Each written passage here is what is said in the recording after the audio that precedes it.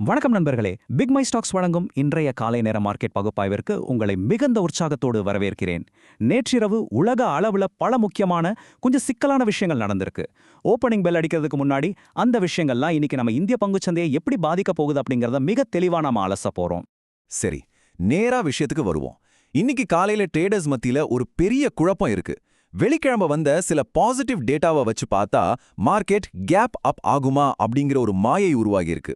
ஆனா நேற்றிரவு திடீர்னு வெளிவந்த சீரியஸான புவிசார் அரசியல் செய்திகளை பார்த்தா நிஜமாவே கேப் டவுன் தான் ஆகுமோ அப்படிங்கிற ஒரு பயமும் இருக்கு.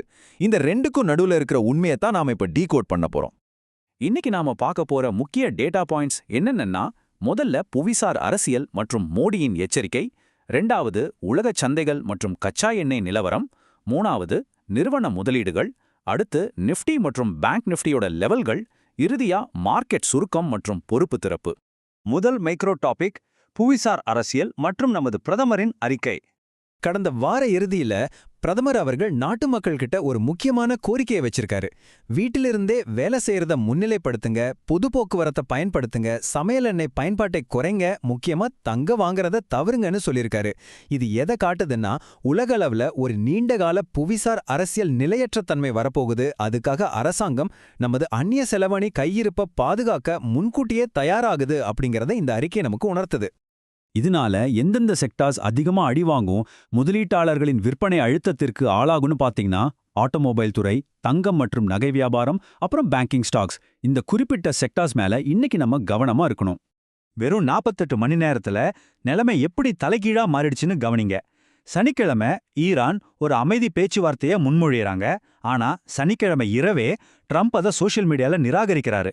ஞாயிறு காலையில இங்கிலாந்தும் பிரான்சும் அவங்க கடற்படையை ஹார்முஸ் ஜலசந்திக்கு அனுப்புறாங்க. இதுக்கு பதிலடியா ஞாயிறு இரவே ஈரான் ஒரு கடுமையான எச்சரிக்கையை விடுத்திருக்கிறாங்க. ஆக ஒரு போர் பீதியிலிருந்து பேச்சுவார்த்தை நடக்குமா நடக்காதாங்கிற ஒரு நிச்சயமற்ற தன்மைக்கு உலகம் மாறியிருக்கு. அடுத்து இரண்டாவது பகுதி உலகச் சந்தைகள் மற்றும் கச்சா எண்ணெய் எப்படி ரியாக்ட் பண்ணுதுன்னு பார்ப்போம். கப்பல் போக்குவரத்து வழித்தடங்கள்ல ஏற்பட்ட பதற்றம் காரணமா இப்போ பிரெண்ட் க்ரூட் ஆயில் விலை கிட்டத்தட்ட $104 நெருங்கிடுச்சு. கச்சா எண்ணெய் விலை இப்படி திடீர்னு உயர்வது நம்ம இந்திய பங்குச்சந்தைக்கு உடனடியே ஒரு மிகப்பெரிய நெகட்டிவ் இம்பாக்டை கொடுக்கும். இந்த இடத்துல ஒரு சுவாரஸ்யமான முரண்பாட்டை நீங்க பார்க்கணும். வெள்ளிக்கிழமை அமெரிக்காவுல 1,15,000 புதிய வேலைவாய்ப்புகள் உருவாச்சுன்னு நாஸ்டாக் 1.7% ஏறி புதிய உச்சத்தை தொட்டது. இதை வச்சு நம்ம நிஃப்டி ஒரு 50 பாயிண்ட் பேப்பப் ஆகும்னு எல்லாரும் எதிர்பார்த்தோம். ஆனா ஞாயிறு இரவோட நிலவரமே வேற. இந்த புதிய பதற்றங்களால அமெரிக்கா ஃபியூச்சர்ஸ் 0.3 முதல் 0.4% வரை நெகட்டிவாக மாறிடுச்சு. அதனால ஆரம்பத்துல தெரிஞ்ச அந்த கேப் அப் ஒரு ட்ராப்பாக இருக்கத்தான் அதிக வாய்ப்பு இருக்கு. மூணாவது பகுதி இன்ஸ்டிடியூஷனல் சென்டிமெண்ட். பெரிய முதலீட்டாளர்கள் என்ன பண்றாங்க? இந்த டேட்டா ரொம்ப தெளிவா ஒரு விஷயத்தை காட்டுது. வெளிநாட்டு நிறுவன முதலீட்டாளர்கள், அதாவது FII ஃபாரின் இன்ஸ்டிடியூஷனல் இன்வெஸ்டர்ஸ், தொடர்ந்து 4000 கோடி ரூபாய்க்கு பங்குகளை வித்துட்டு வராங்க. ஆனா சந்தை சரியும் போதெல்லாம் நம்ம உள்நாட்டு நிறுவன முதலீட்டாளர்கள் DII டொமெஸ்டிக் இன்ஸ்டிடியூஷனல் இன்வெஸ்டர்ஸ் ஆக்ரோஷமா 6750 கோடி ரூபாய்க்கு மேல வாங்கி மார்க்கெட்டை தாங்கி பிடிக்கிறாங்க. அதே போல சந்தையோட வேகத்தை காட்டும் நிஃப்டியோட புட்கால் ரேஷியோ 1.07லேருந்து 0.93ஆ குறைஞ்சிருக்கு. இது மார்க்கெட்ல மொமெண்டம் குறைஞ்சிருக்கிறதையும் முதலீட்டாளர்கள் மத்தியில லேசான ஒரு பேரிஷ் மோட் வந்திருக்கிறதையும் நமக்கு உணர்த்துது.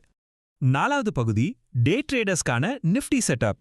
இந்த டெக்னிக்கல் லெவல்ஸை கொஞ்சம் கவனமா நோட் பண்ணிக்கோங்க. ஷார்ட் டேர்ம்ல மார்க்கெட் 24,000 முதல் 24,500 அப்படிங்கிற ரேஞ்சுக்குள்ள இருக்கு. இந்த ரேஞ்சை உடைச்சு எந்த பக்கம் மார்க்கெட் போகுதோ அதுதான் இந்த வாரத்தோட ட்ரெண்டை தீர்மானிக்க போகுது. கீழே 23,800 அப்படிங்கிறது ரொம்ப முக்கியமான சப்போர்ட்டா இருக்கும். இதுல ரொம்ப இன்ட்ரெஸ்டிங்கான ஆப்ஷன் டேட்டா என்னன்னா, 24,200 ஸ்ட்ரைக்ல அதிகப்படியான கால் ரைட்டிங் நடந்திருக்கு. அதனால இன்னைக்கு ட்ரேடர்ஸ் சந்திக்க போற முதல் பெரிய ரெசிஸ்டன்ஸ் 24,200 தான் அப்படிங்கறத இது கன்ஃபார்ம் பண்ணுது. அஞ்சாவது பகுதி பேங்க் நிஃப்டிக்கான முக்கிய லெவல்கள். வெள்ளிக்கிழமை நிஃப்டியை விட பேங்க் நிஃப்டி ரொம்ப வீக்கா பர்ஃபார்ம் பண்ணுச்சு. அது தன்னோட மூவிங் ஆவரேஜ்க்கு கீழேயே ட்ரேட் ஆயிட்டு இருக்கு. இப்போதைக்கு 56,000 ஸ்ட்ரைக்ல கால்களுக்கும் புட்களுக்கும் நடுவுல ஒரு பெரிய இழுபறி நடந்துகிட்டு இருக்கு. இதுக்கு கீழே 54,900 என்பது உடனடி சப்போர்ட்டா செயல்படும். இறுதியாக இன்றைய மார்க்கெட் சுருக்கம் மற்றும் பொறுப்பு துறப்பு. சுருக்கமா சொல்லணும்னா, சந்தைகள் போர் பீதியிலிருந்து பேச்சுவார்த்தை நிச்சயமற்ற தன்மைக்கு மாறியிருக்கு. குளோபல் மொமெண்டம் நெகட்டிவா இருக்கிறதுனால ஒரு கேப் டவுன் ஓப்பனிங் எதிர்பார்க்கலாம். காலாண்டு முடிவுகளை வெளியிட்ட டாடா கன்சியூமர், ஸ்விங்கி, பேங்க் ஆஃப் பரோடா ஆகிய பங்குகள் மேல இன்னைக்கு ஒரு கண்ணு வைங்க. ட்ரேடர்ஸ் கண்டிப்பா ரொம்ப எச்சரிக்கையோட செயல்பட வேண்டிய நாள் இது. ஒரு முக்கியமான செபி டிஸ்க்ளைமர். நாங்க செபியில பதிவு செய்யப்பட்ட நிதி ஆய்வாளர்கள் கிடையாது. பிக் மை ஸ்டாக்ஸ் வழங்கும் இந்த காலை நேர பகுப்பாய்வு முழுக்க முழுக்க உங்களோட கல்வி நோக்கங்களுக்காக மட்டுமே உருவாக்கப்பட்டது. முதலீடு செய்யறதுக்கு முன்னாடி தயவு செய்து உங்களோட சொந்த நிதி ஆலோசகரை கலந்து ஆலோசிங்க. செஷன் முடியறதுக்கு முன்னாடி உங்ககிட்ட ஒரு கேள்வி. ஈரானுக்கும் அமெரிக்காவுக்கும் இடையிலான இந்த நிச்சயமற்ற தன்மை இன்னைக்கு நிஃப்டியை 24,000க்கு கீழே தள்ளுமா? லைவ் மார்க்கெட்டை உன்னிப்பா கவனிங்க, சேஃபா ட்ரேட் பண்ணுங்க. மீண்டும் அடுத்த பகுப்பாய்வில் சந்திப்போம்.